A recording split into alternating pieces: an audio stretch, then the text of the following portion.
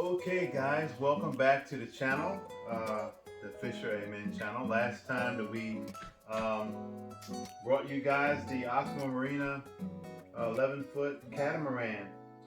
We showed you the unboxing and also the pumping up using our outdoor master pump.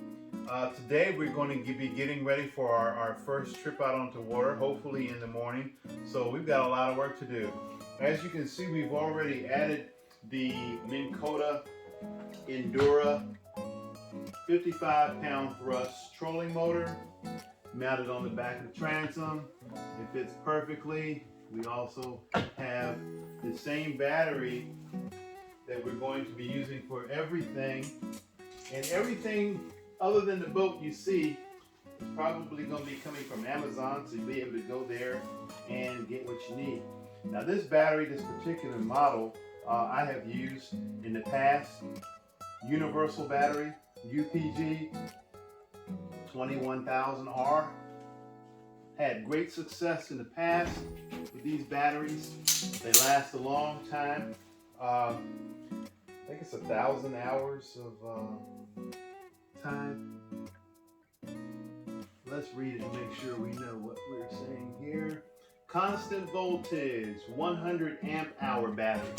And that's exactly what you need for this trolling motor to get things on the road. The bench seat that comes with the Aqua Marina, we're probably not going to use it. Well, let's say emphatically, we're not going to use that to sit on. But we have something even better in store. My mom was recently moving out, and one of the things that we found at her house that she was about to throw away is this chopping block. It's like marine board, similar to what you would see on the countertops of a restaurant or something where they use as a cutting board. Well, we're going to repurpose this because they were going to throw it out, and it's very sturdy and it's pretty lightweight in comparison, but we'll know that it will not rot. So anything that we're going to be putting in this from here on out will be something that will not rot. So what we're going to do, we're going to repurpose this. This is going to be our seat base. It's going to go right here, just in front of the battery. And on each side of that, getting that up off of the bottom of the floor, we're going to use PVC outrunners on that to bring it up flush with the pontoons, and then we're going to mount our seat. And guess what we have for a seat? Also coming from Amazon, we have this beautiful gray and burgundy seat. I can't remember the name. Oh, here we go. Deckmate boat seats. This is a Deckmate boat seat. You can get it on Amazon. And to the bottom of it, we have added a swivel and also a 7-inch pedestal. Both of these products are from Atwood. And this is going to mount in here just like that. Once the motor is tilted upward, you'll be able to see exactly where it will be. And we'll be able to move the seat either up or back, however we want to make sure that it's in the perfect angle that we need it to be in. But I just wanted to show you how I will fit in here. And I'll sit on here just like this. And of course, this will be lowered down into the water so much so we'll be able to turn left or right and swivel in the seat and fish, all of that good stuff right from here. Up front here, if we leave this board in, I may in fact put some rod holders on here. But for our initial outing tomorrow, we just want to get out in the water and to see how everything works. This has been pumped up ever since we were here last time, so there are definitely no leaks.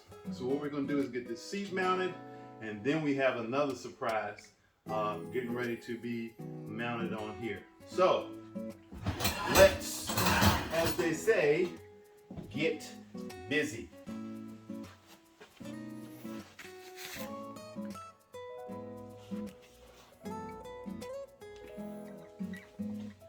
Okay guys, we are back and we have finished making our seat mount. We used the chopping block. We're going to clean that up a bit just to make it look neat for the first time out, but I haven't decided yet whether we're going to put anything on this, but we'll talk about that in a later video. But for right now, we have wing nuts on here. We made it out of the chopping block, repurposed chopping block, and some PVC that we had from an older project. So the seat mount will be flipped around like this, set down in the middle. There's a little gap on each side so it can have a little room to move around so you're not putting pressure on pontoons, and it is firm, flat, and strong. So the next thing that we're going to do, having done that, is to sit our seat down and mark where we want it to actually be. Now, keep in mind that although this catamaran is made for 5 people, we're only going to be using one, which is me. All about me on this one. Only going fishing by myself, for myself. Does that sound selfish? Well, this is a one-man operation this time. So we're going to mount this seat where we think it's best. Sit on it. Hoping the mounts won't slide because they're not bolted down fully. They're just sitting in place so that we can kind of get an idea where we want this seat to fit. And I think we want it to slide a little further back, about midway, almost where the other wooden seat used to fit. So we're about right here. Then we'll have our rod holders up here. And I may be able to fit my live well cooler from my previous boat up front. I have not decided if we're going to use that yet or not. We could always mount the battery up front and maybe put the cooler in the back. Not sure yet. And we also plan at some point or another get a outboard motor to replace the electric. So we're going to have to keep all of that and take all of that into account.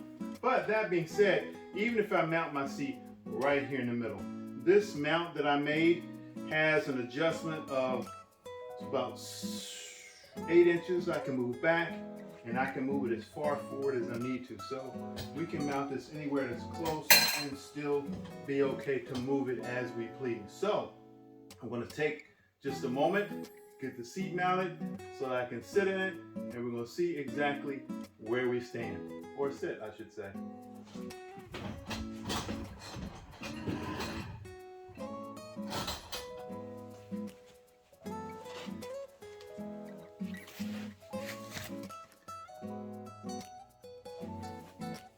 Okay guys, after a lot of wrestling, a lot of fabrication, a lot of stainless hardware, we used all quarter 20 hardware on the seat mount. It is in place, it is sturdy. I'm 100% sure that it's going to be stable. As I sit in it right now, you can spin all the way around, get to your trolling motor, battery, spin back around, fish. I'm comfortable. The seat is not too big to be cumbersome or in the way. It spins. The mount is rock solid. I'm 100% sure it's going to be perfect out on the water. I did put wing nuts on the base where the 7-inch riser connects to the cutting board base, for lack of a better word, because that's what it is. It's a quarter cutting board. So that when we get to where we're going, we don't have to take the mount all the way out. Of course, when you're deflating one of these, you have to take everything out of it anyway. So I just kind of put the 1/4-inch wing nuts on the base so that it is quickly removable. Maybe for storage purposes, it might be easier that way. We'll have to see. But it has taken me a little while to get all of this done. We got the boards cut out. They look really nice. PVC slats with the cutting board base. As a matter of fact, I'm going to turn the camera around so you guys can see how it fits in here. It is very comfortable. This seat was, I try to get stuff that's top rated on Amazon so that you don't have any surprises. So yeah, this is a very affordable fishing vessel so far. I'm still debating whether we're going to put the regular rod mounts on this front board that mounts up here. That way it's removable, and that's most likely what we will do, is put our rod mounts on this. Not sure if we're going to buy some rod mounts or we're going to make those also out of PVC pipe. I would like to make them, but you know, sometimes you can get or go overboard making stuff that's already available just for the sake of making it. Does it cost you any less? Sometimes, yes. Sometimes you can make some really good stuff. Might be able to make them out of PVC, cut some holes in here and make the rod holders up front here. We'll have to see how that goes. I'll probably make a decision on that. We also have some really neat stuff coming up. How do you get an inflatable down to the water and pumped up? Most of you all know when you get down to most dock areas, it's pretty busy, and no one is going to sit there while you inflate this thing. I don't care how fast that pump is, you have to be able to inflate it pretty quickly. But what we have is another idea. All of this is designed to be portable. We're going to see how this holds up. It's pretty sturdy. I had my wife come down here and sit in. She was very surprised at how sturdy it actually is. Yeah, so, and we also have these oars. I want to see how we fit ergonomically if we use the oars from this sitting position. And I'm saying, yes, this will work well. It is a little tight. Well, maybe the oars won't work so well. Well, I guess we do like this. But it's kind of set up kind of far. But you know, we can always, if we decide to use the oars, which we will not be using much of. I don't know about anybody else. The oars are like an emergency thing for me. So yeah, you could actually use these. It's a little rough. If you have to get back into little areas. I'm a big guy, so yeah. Very seldom, or if ever, have I ever run out of power in my trolling motor and batteries. I try to keep a good battery on here, but we also have an emergency backup battery just in case we run out of power. We're trying to keep this light as well as maneuverable and basically efficient. We only want to carry one battery. I guess I suppose that we could carry two.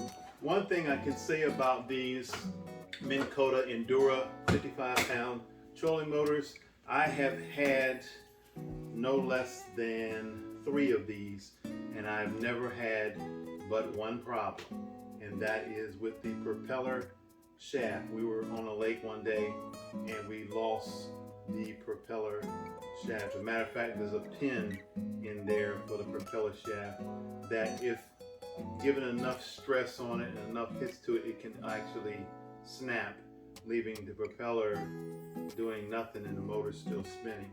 So what we learned from that in our other boat is, one, to carry an extra wing nut for your propeller, and to always keep extra propeller shaft pins. One thing we did learn is you can take a drill bit, I can't remember what size right offhand, cut the end off of it and make a really heavy duty propeller shaft. Probably not good to do that as far as warranty on you, but it's up to you whether you want to do that or not. But yeah, you can make a really tough propeller shaft pin to make sure that that doesn't happen. Other than that, we've had great, I don't want to say luck, we've had wonderful fortune with these. God has blessed us with these Minn Kota, so it was a no-brainer to get another one of these. I like the fact that it can telescope the handle. It comes in handy if you move it to other boats, or if you decide to move the seat further up, put maybe your lie well in the back, you can certainly do that. And I may even try that. We'll see how the weight works out as far as when we get out on the water, how this thing sits, so we can adjust to suit our needs. But yeah, I'm excited. I'm maybe getting out on the water tomorrow to test this, you know, just to see how everything works, and as far as the seating position, if this is optimal, if we need to move it around, you know, a little bit or whatever. But yeah, I'm liking this whole situation.